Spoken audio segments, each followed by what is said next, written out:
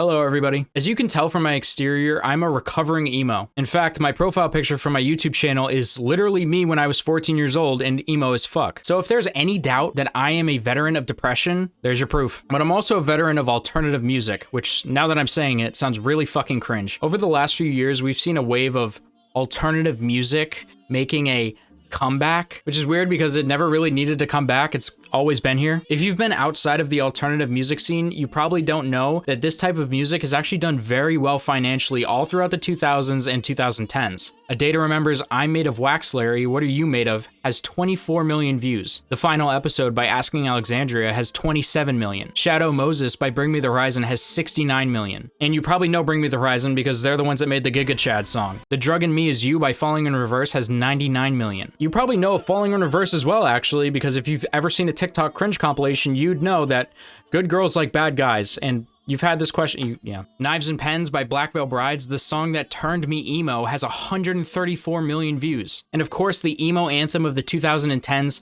King for a Day by Pierce the Veil featuring Kellen Quinn, has nearly 150 million views. So these songs have raised me, and clearly I'm not alone. Like I said, music like this has been around and been very successful long after the mainstream success of bands like Green Day or Blink-182. You see, the music industry knows this. They know that there's this huge market for alternative music. And they know there's a bunch of special snowflakes out there that want to be outcasts without straying too far from the pack. And yes, I'm gatekeeping, fuck you. And I think this is the reason why you've seen artists like MGK have massive success in the music industry. So is MGK's music bad? I mean, are saltine crackers bad? Do you have an opinion on saltine crackers? Like, I could eat saltine crackers. I could enjoy saltine crackers, but I can't fathom the concept of eating saltine crackers every day or even saltine crackers being my favorite food. Yet people seem to be really passionate about the saltine crackers of music, which is MGK. It's nothing new. It's bland.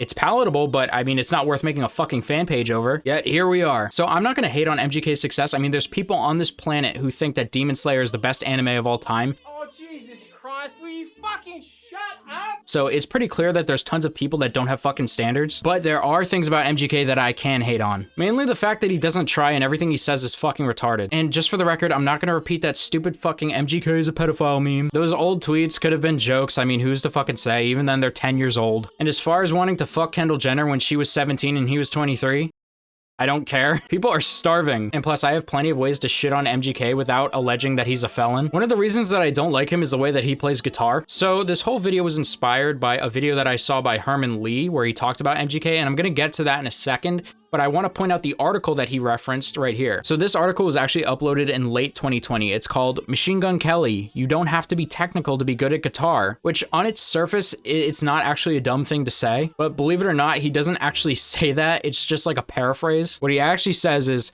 fuck the people who think your technicalities define you. Well, MGK, considering that a technicality in this context would be something that a guitar player excels at, I'd say that normally when you talk about guitarists, you talk about the things that they're good at and excel at. So obviously, being a guitar player is more than just I can shred or I can't shred. No two guitar players are the same. Some will have their weaknesses and strengths, but overall they'll have things about them that define their playing style. You don't have anything, MGK. So Mark Akubo is one of my favorite guitar players of all time. He's in that band.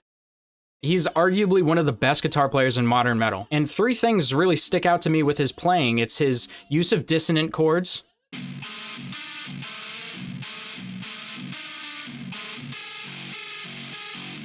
his chaotic licks, and the jumpy, bouncy riffs that he uses in choruses.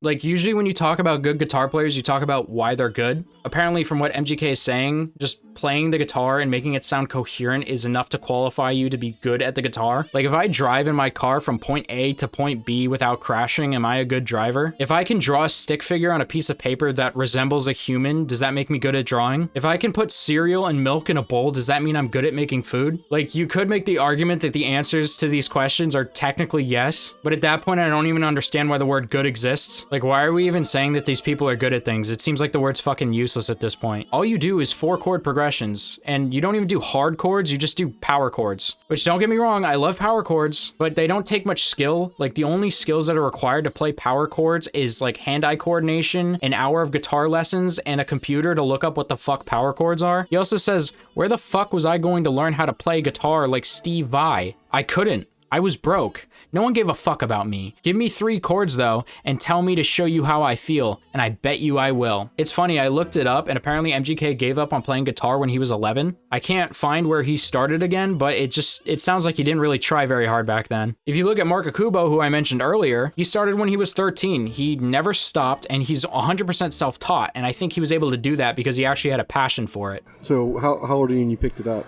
13. Did you start with lessons, or did you start messing around? No, I started from like learning tabs on the internet. Also, I don't understand what being poor has anything to do with anything.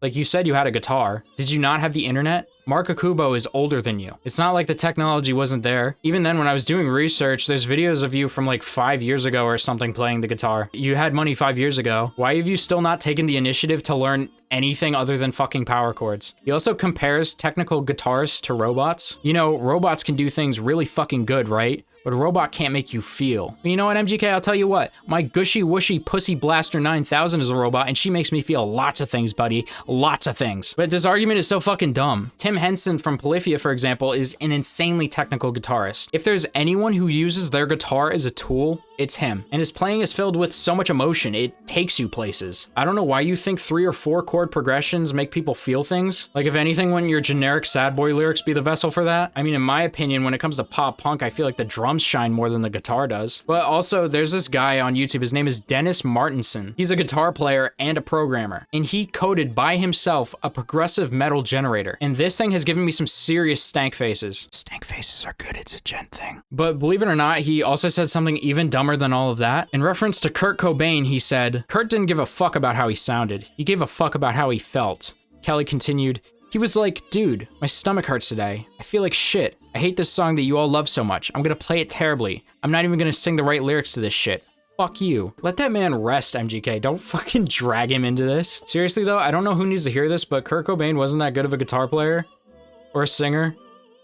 Or a songwriter. Fuck, I forgot to let him rest. Maybe I'll make a separate video talking about this, but Nirvana is actually the most overrated band of all time. What's my source, you ask? The fucking members of Nirvana. Kurt Cobain described Nirvana as musically and rhythmically retarded. Also, Dave Grohl, former drummer of Nirvana and lead singer of the much better band Foo Fighters, reminisced about Nirvana, describing them as, we were alright.